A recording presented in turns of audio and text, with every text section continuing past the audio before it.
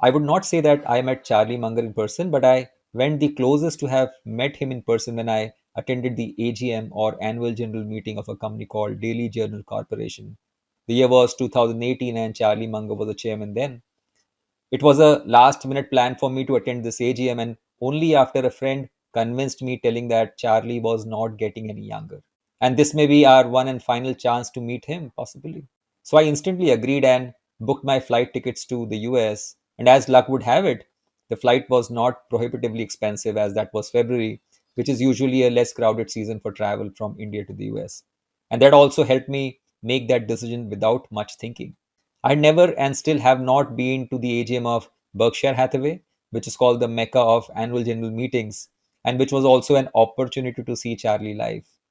But the reason I went to the Daily Journal meet was because it was a much smaller affair compared to Berkshire and was attended by just around 400 to 500 people as compared to the 40-50,000 people who attend the Berkshire AGM every year.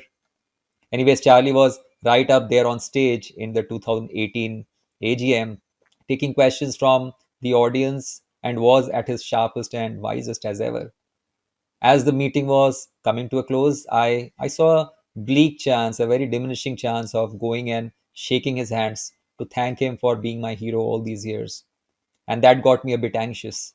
As my friend had reminded me, Charlie was not getting any younger, and I may have not made another trip to the US or to this AGM the next year. And so this would have been possibly my last chance to connect with him and thank him personally. And so the only bleak opportunity I saw to connect with him was to ask him a question. And again, as luck would have it, I got to ask him the final question of the day.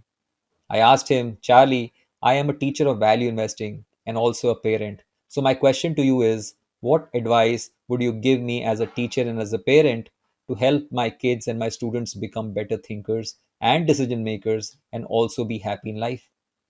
The first thing Charlie said was, it's a wonderful question. And I did not hear the rest of his answer as I was numb on his first remark. It was after a hero telling a student that you are doing okay in life given that you asked a good question. Anyways, as luck would have it again, a friend sitting in the audience whom I had not asked for it, he captured those moments in a video and shared with me, which I would like to share with you now. Morning, Mr. Munger. My name is Vishal. I come from India. The friend who asked me to come here actually said that Mr. Munger is not getting any younger, but I think he was wrong when I see you. So thanks for this opportunity.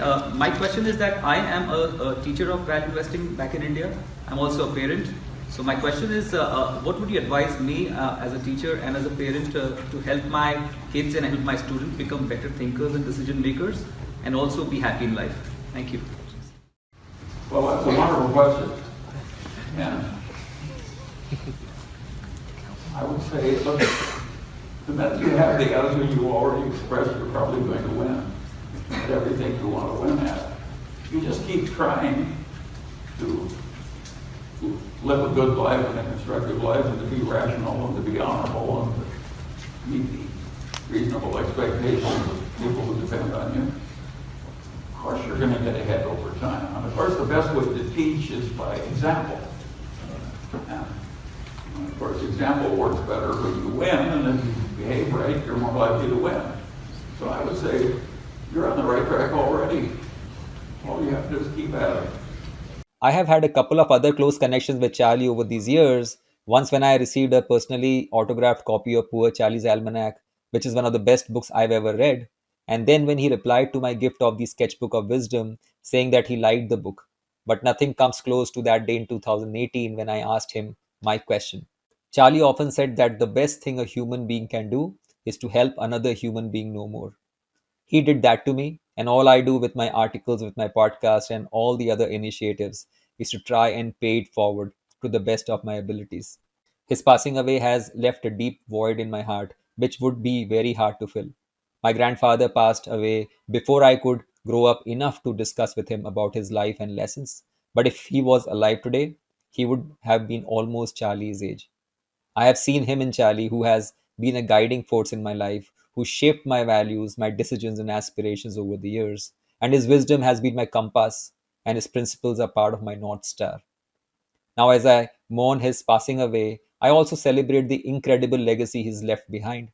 The impact he had on my life and the lives of countless others is a testament to his extraordinary character and the enduring power of his words and work. Charlie said, "The best armor of old age is a well spent life preceding it." He taught me that a life well lived is not measured solely by wealth or success, but by the richness of our experiences, the depths of our relationships, and the wisdom we accumulate along the way. Each decision, each adventure, and each challenge we embrace just contributes to the strength of our armor. But beyond the physical and mental, it is the bonds we forge with family and friends, the love we give and receive, and the impact we have on the world that truly fortifies us. These connections and contributions are the sturdy links in the chainmail of our old age. And finally, as a tribute to Charlie, as we journey through life, let us strive to create a well woven tapestry of memories and achievements, a tapestry that will serve as our armor when the challenges of old age arise. Let us remember that the best defense against the trials of time is a life lived with purpose, with passion, and compassion. For it is in such a life that we find our true protection. Thank you, Charlie, for that wonderful lesson and all the other wonderful lessons you've served us over the years. And I look forward to seeing you someday on the other side. Thank you so much.